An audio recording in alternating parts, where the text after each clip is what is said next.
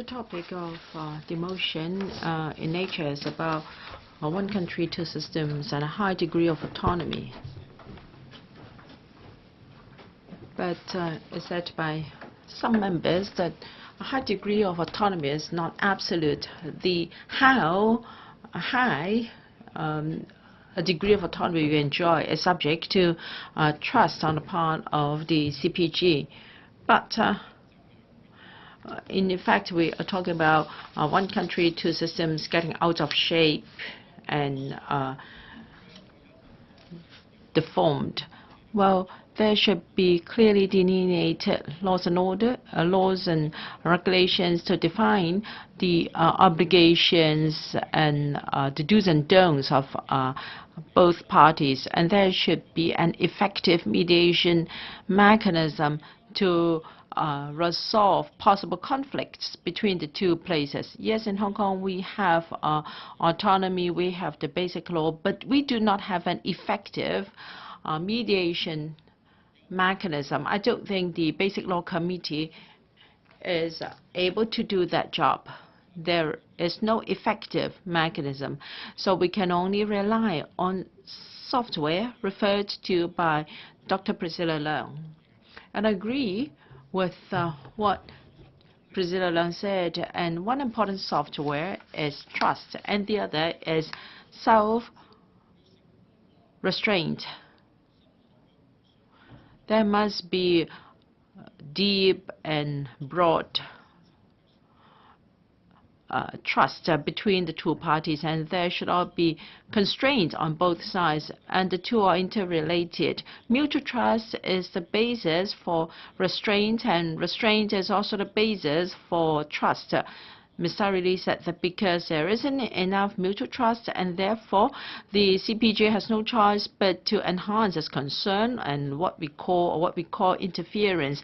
But there's a stepped up interference is interpreted as interference on our part, and we are in a vicious cycle, something we know very clearly according to experience in the past 20 years. So when it comes to restraint, we know what are the do's and don'ts, and what to say and what not to say, and this has to be clearly delineated. When I served in a university, I understood that the CE had the power to do something, but usually he would exercise constraint not to do it, and this is so important. The CPJ has stressed 4 principles in the CE election. That is the next CE must love the country and Hong Kong. There must be trust from Beijing, and he must be able to govern, and there must be support from Hong Kongers. Yes, these are very 4 important principles, but can they all be fulfilled? Is support from Hong Kong people really that important, or is the overriding principle actually trust from Hong Kong? Can we have all 4 in one?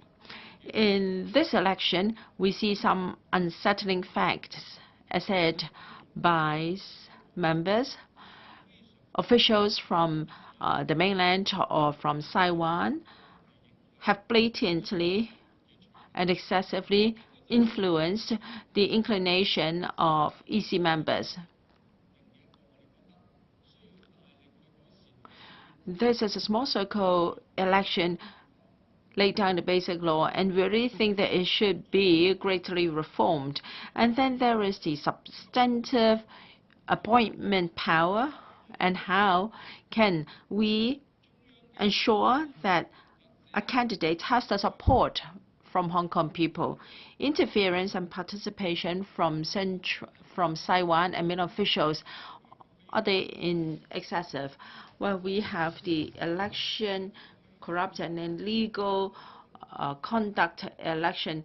Anyone who gives false information affecting the outcome of election is problematic. But issues such as appointment by the CPG, well, such remarks, did they really come from mainland officials or members of CPPCC, we really wonder whether such remarks and conduct is legitimate. And under Article 22 of the Basic Law, no department of the CPG and no province, autonomous region, and municipality directly under the CPG may intervene in the affairs with the Hong Kong SAR, and they should comply with the laws of Hong Kong. I think we have to insist on such principles. Shortly after the handover, the officials or the officers of many departments of Hong Kong maintained a very low profile, and we had every confidence in one country, two systems. However, things have changed drastically. Many incidents of interference have caused us to decide to face up to these matters. Deng Xiaoping believed that Hong Kong people would be able to govern Hong Kong properly, and if there is the belief that the Chinese cannot administer Hong Kong properly, then there's a legacy of colonial past. I think we have to face up to Mr. Deng Xiaoping's thinking.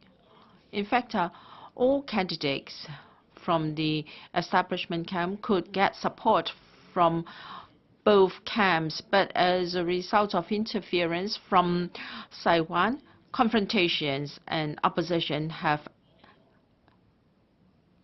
aggravated, and there is